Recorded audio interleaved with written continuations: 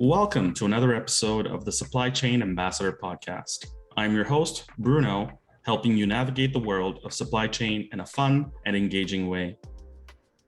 How does the public service get rid of all the stuff that it buys? How does it manage surplus items? Helping me to learn more about that is Josie Doucet.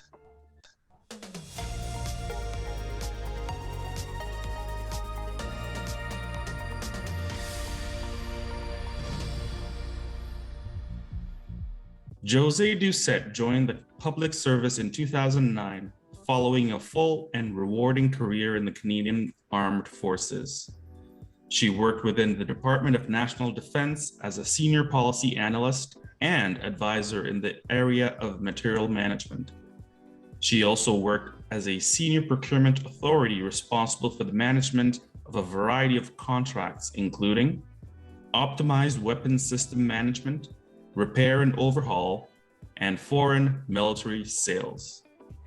Josee joined the Public Services and Procurement Canada in 2014 as the GC Mail Manager responsible for the divestment of surplus controlled goods and specialized assets, both domestically and internationally. Josee has been in leadership roles throughout her career and most recently took on the role of GC Surplus Senior Director in March 2020. She takes great pride in GC Surplus's increased leadership role in material management. Welcome, Josee. Thank you for having me today. Can you describe your journey and how you got to your current role? Give us more context. Sure. So I joined the military. First of all, I'm originally from Laval, Quebec, which is a suburb of Montreal. And I joined the military in 1983 with the Youth Training Employment Program. So basically it was, wanting to go explore the world, but wanting to be paid for it is the way I kind of viewed it at the time. I joined as a safety systems technician in 1985. And from there, I've been completely passionate about procurement and material management. It's something that speaks to me on many levels from a stewardship perspective. I spent 25 years in the Army, and I worked here in the National Capital Region from a policy perspective and from an inspection perspective. And I was able to do tours in Kosovo, Afghanistan, a variety of exercises. I've worked with the combat engineers and the service battalions and stuff like that. So I was very blessed to have a very well-rounded career in the military. And then when the time came to make the jump, I did so reluctantly. I was promoted and I had to leave my family yet again. And I had young children at the time, and they were, my daughter at the time had asked me why I was the mom that was always away. And that kind of hit close to home. And so my husband and I at the time, we decided on perhaps the public service career would be best suited for me. So that's what I did. I did a competition and became a PG4 with the Department of National Defense. And the rest, as I say, is history. So I worked in policy and material management as a PG4, and I, became a PG5 quite quickly. And I was part of the initial, at the time, it was the implementation of DREAMIS, of SAP within the supply system. And so that had a lot of challenges, but it really allowed me to delve into so many issues that the Department of National Defense was having at the time. And this was coupled with my experience at the time as the supply investigation team lead there. So I did that. And then I moved from policy into procurement. And I had quite a bit of procurement experience, but at the local level. So, and when I say local level, I mean at the regional level within the Canadian Armed Forces. So at the time, all national contracts or capital acquisitions were all done by the NCR. And so it was not something that I was really familiar with. I was asked to join the team that managed the Hercules contracts as their team lead. And so that was my foray, if you will, into the national procurement world.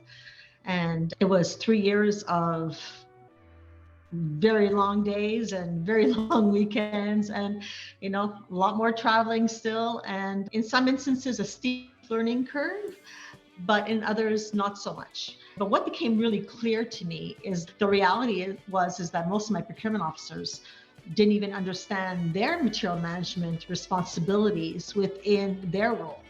It was like nobody was doing it.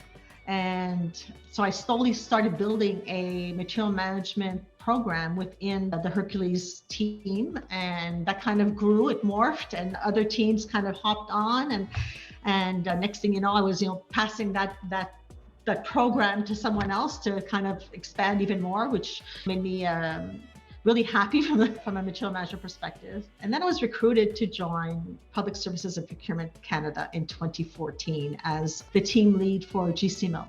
And GCMIL is responsible for the sale of control goods and specialized assets on behalf of the Government of Canada. And I have to admit, after almost 30 years of Department of National Defense, I was a little bit hesitant. But then I jumped.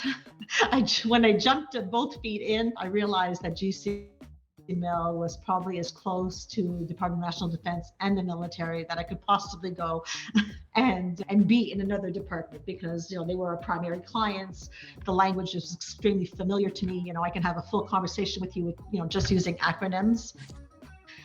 And that's a thing. This remained the case. For sure. And it gave the team a little bit of credibility, I hope, in the fact that when we were contacted by our clients and they started talking about, contracts, well, you don't know how this works, you don't know how that works. I did. I had, many, many years of experience, and I was very blessed to be able to recruit, supply specialists that came, that worked with me previously in D&D and that were, fantastic in their jobs. And in fact, my team lead at the time is now the GCMIL manager and is doing a phenomenal job. From there, I did not have a university degree. And so my senior director at the time, hounded me on a daily basis to consider taking the MBA program.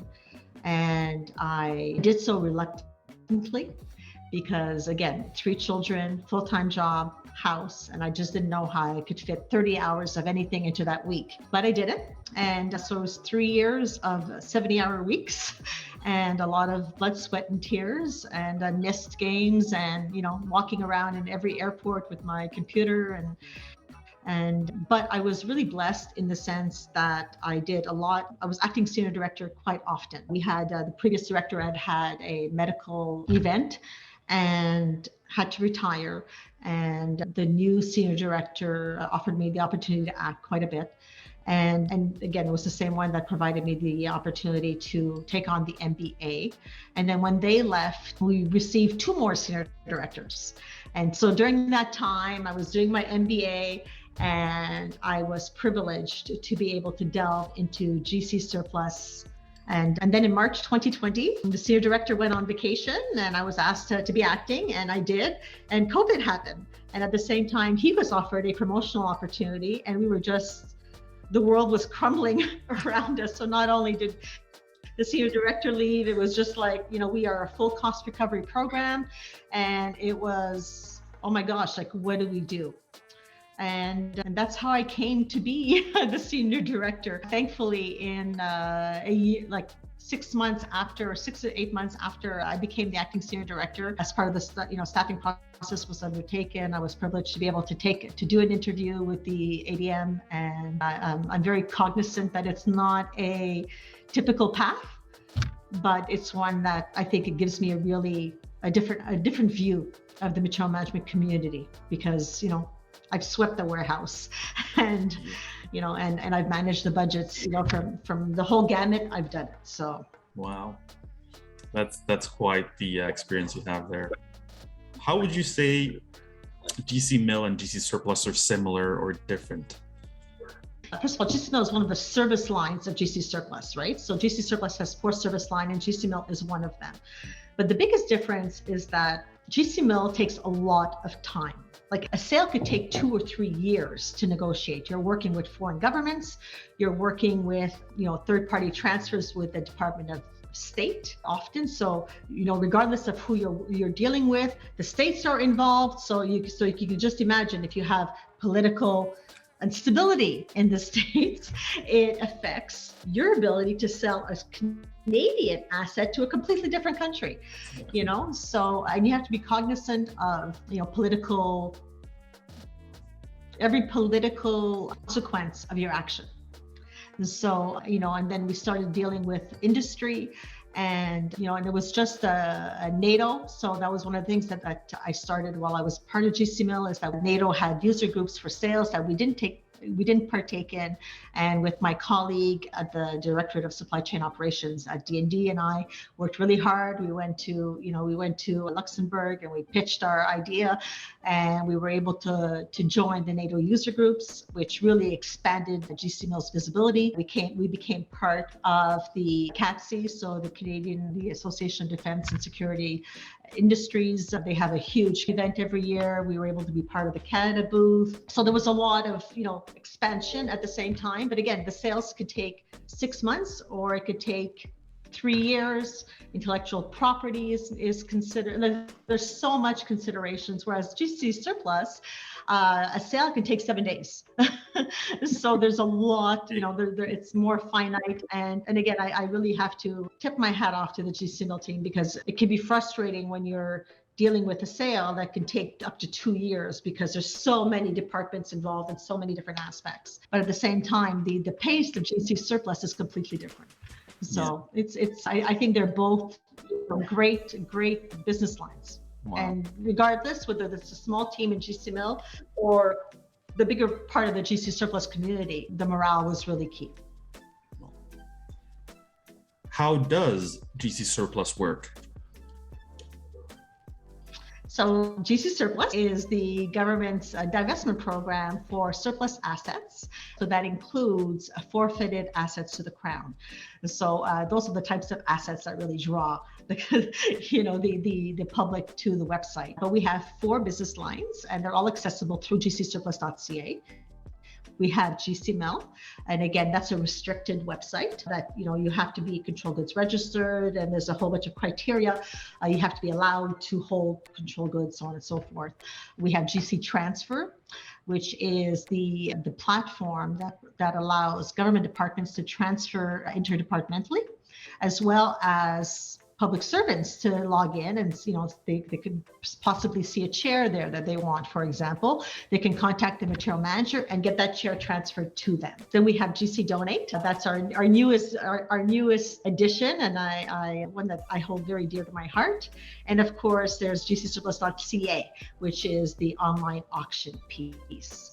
And assets are declared surplus by various government bodies, and we advise them on which divestment approach they should take. We've worked very closely with the Treasury Board on new policy, on the processes that have to be taken. So the new processes that come into effect in May of 2022 requires that transfer be considered before sale. So it's transfer, then sale, and then donation. And we provide government bodies a rebate.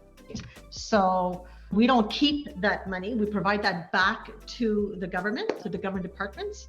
We keep what we need to pay for our administrative services in accordance with the Surplus Crown Asset Act.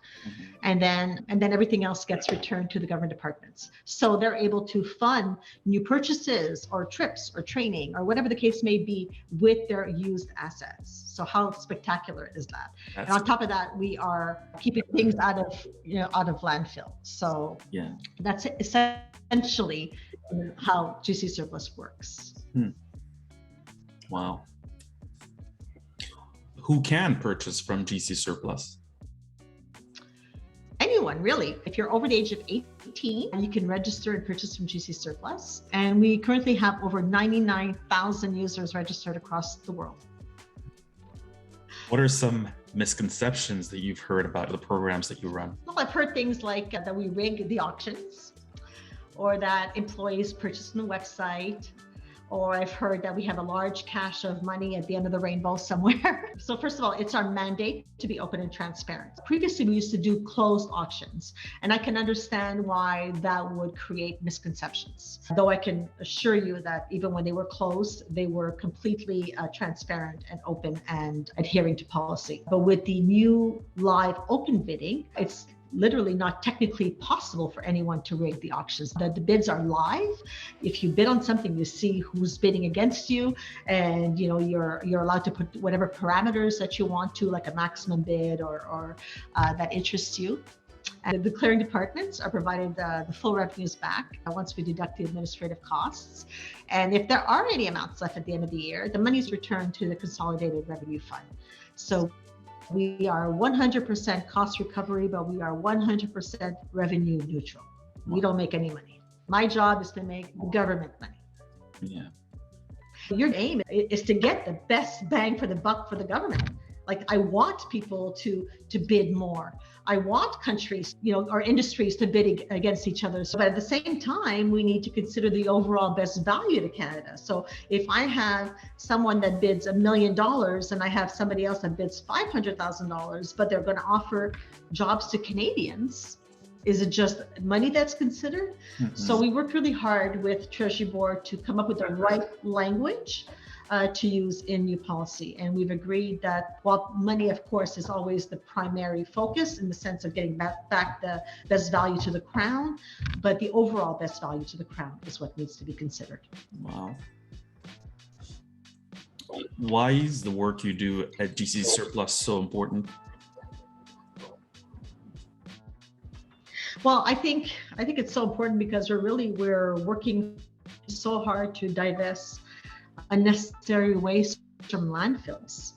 We're working with government bodies to help Canadian public and to help promote and support the secondhand economy, secondhand marketplace. Mm-hmm. The government is working hard to go green, and I think we're an excellent example of how to do that while saving the government money, Canadians money, and putting money back into the government. There's still a lot of work to be done. Yeah. The upcoming projects, I think, handle a lot of the gaps in the program.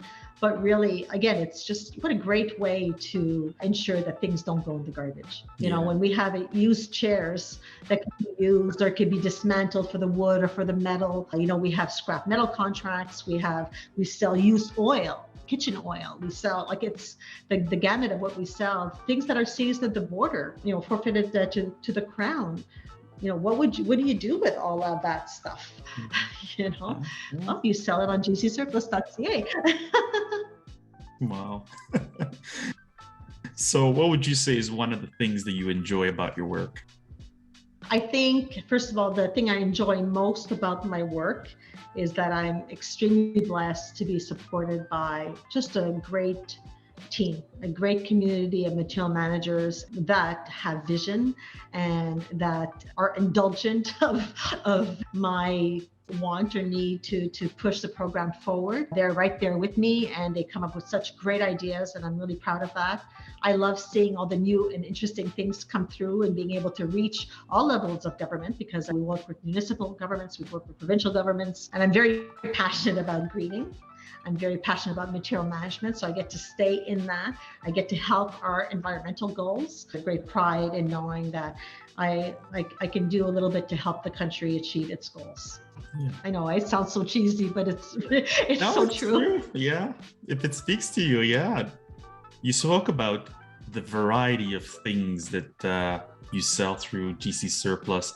What's one of the strangest things you've seen being auctioned on the website? So we've sold planes, trains, and automobiles. But I have to say, the one that kind of sticks in my mind is horse AI. So we sold the RCMP horses that were retired or, didn't suit the coloring or so on and so forth. But we also sold some AI. And that was really interesting. I never thought that I would be selling horse semen, but we did. And again, it was a great success. And every single day, I go on the website and I go, wow, okay. So we have a great comms team. We have a Facebook account. So again, I encourage your listeners to follow us and to comment. But we are now able to, and we're the first ones to have our own Facebook page. So I put as many interesting items on there as possible. Okay. Yeah. What challenges have you faced managing your portfolio, and how did you overcome these challenges? Like most of my colleagues in the last 2 years, COVID was and still is an immense hurdle that we had to overcome as a cost recovery organization. We were essentially shut down for the first 6 months and last year, but we managed to pivot in such a way that we were still able to serve the government in a safe and secure manner and make use of our team. So we had our warehouses, especially within the NCR hub, but all across Canada, receive and distribute the PPE that was purchased for the federal government. So eventually they did hire a company, but we had truckloads, tractor trailers arriving and nobody knew where to send them. So we opened up our doors, and in a matter of a week and a half, while everybody was still kind of like trying to figure out what to do, we had to develop a return to work guideline, how to interact in the warehouse guidelines. We worked very closely with occupational health and safety, the unions, the EAOP. I don't think there was anybody that we didn't consult on how to do this. We had no model to follow. Nobody was back at work yet, but we were able to do it, and we were able to move over 40 million pieces of PPE in a really short amount of time. We shut down the auctions, which had never been done before. The staff was phenomenal. We facilitated transfers between the departments, and so again, that's certainly one of our greatest successes. But I have to say, one of the other challenges that we had that COVID has now helped alleviate is communication.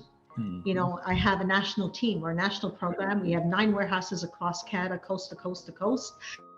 And previously it was all done by telephone. And, we have MS Teams now. So we're all working under the same umbrella. I've developed a matrix organization. So now, if somebody in BC needs help, we've been able to connect with each other more frequently. And we've been able to kind of set up that support system that everyone needs. And in the meantime, the work that we did with COVID, I think, brought us a lot of goodwill in the sense that we bent over backwards and continue doing so to assist our colleagues because it's the right thing to do. One of the things I always remind my team is that we are all on the same team. Like, we're all working for the government of Canada. We are all trying to do our best, and we need to work together because it's only that way that we're going to get better. Absolutely. Working together is so great. Yeah.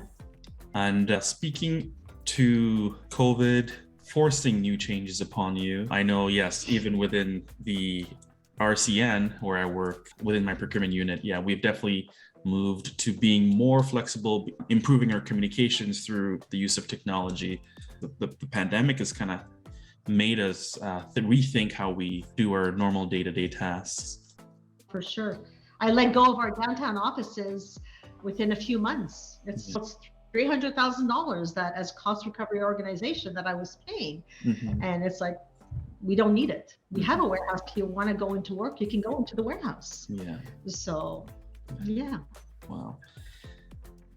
What cool initiatives are you currently working on? The newest kid on the block, I think the one that is dearest to my heart is the Josie Donate platform. I mean, this is one that initially came out of basically asking, is there a way to donate? And we said, well, we'll see if we can find a way. So initially it was going to be the same type of thing as a GC transfer. GC transfer has also grown since then, but it was going to be basically like a Kijiji platform where we connect. And it quickly became evident that that wasn't going to be enough for GC transfer and GC donate. So we've really expanded this service line, and where government departments are able to put items up for donations, and registered charities, First Nations, other government departments, United Nations, treaty organizations, I mean, you name it, they can submit a request for these items. The concept pilot was 2 years ago with the RCMP and first aid kits. And now we have over 1,000 registered organizations and 196 donations to 95 unique registered users, and mostly PPE. So, being able to donate PPE to those in need it speaks to me intrinsically. We successfully piloted the donation of food crops with Agriculture and Agri-Food Canada and Food Banks Canada. So that's one of the things that makes me the proudest. So there's 8,000 pounds of food that we've facilitated the donation of this year. That reaches every province, every territory, and helps feed those in need. For me, that is what makes GC Surplus special. And these are not things that we charge for. GC Transfer, GC Donate, these are all things that are paid for through the sale of surplus Crown assets. So how great is that? That I can get rid of a chair, but it allows me to donate potatoes. And now we're working on a sustainability reporting dashboard. So that's our next big thing that I'm working on with the team, is where you're going to be able to go on the website and see like a ticker dashboard and see how province by province how well we're doing. Oh wow. I'll have to add your website to my bookmark pages and make sure I go back to them quite frequently. Absolutely. Yeah. How can listeners find out more information? Well, first of all, visit jcsurplus.ca, bookmark it, and return every day, because every day it's something new and interesting. They can follow us on Twitter. They can subscribe to the Facebook page. They can email us at info@jcsurplus.ca. They can call us, and I'll say it slowly so that they can write down the information, but at 1-844-991-1385, as well as like the way you found out about us. So GC Surplus is often featured as part of the Canadian Institute for Procurement and Material Management, either national or regional workshops. We have a master class. So I invite listeners to register with CIPM and learn more about us and learn more about material management as a whole. There's a mentorship program that's going on right now with CIPM that is just wonderful, that they can learn more things from. But from a GC Surplus perspective, just visit the website. And it says contact us. And you know what? One day, hopefully soon, we'll be able to have our open houses again. We had open doors, like one day kind of garage sales. So hopefully we'll be able to do that again. And then at that time, they can come and visit the warehouses. Oh, that's very cool. That would be very cool indeed. It would be. Any call to action to listeners? Just remember that, first of all, supporting GC Surplus and purchasing through our auctions, or if you're a government department, divesting as you should when things become surplus, it allows us to really help the secondhand economy, keep things out of waste fills. We have a battery recycling program that, again, I encourage all departments to join in. So essentially, not only can you find amazing deals on some incredible items on the website, but really you're helping the planet. You're helping Canada go green. And there's nothing better than helping your planet. At least I think so. Oh, I tell you. No, I am with you 1,000%. 1,000%. I'm very proud of the work that we do and all the work that my team does across the country. Well, you've answered all the questions I had for today. So thank you so much for taking the time. It's been an absolute pleasure. I will leave with a quote of the day today, which is from Paul McCartney, the singer, songwriter, musician, who once said, "Buy, buy, buy, says the sign in the shop window. Why, says the junk in the yard." So with GC Surplus, I think that we're finding value in that junk and making sure we're enriching the lives of Canadians while also helping our planet. Beautiful. So. Fantastic.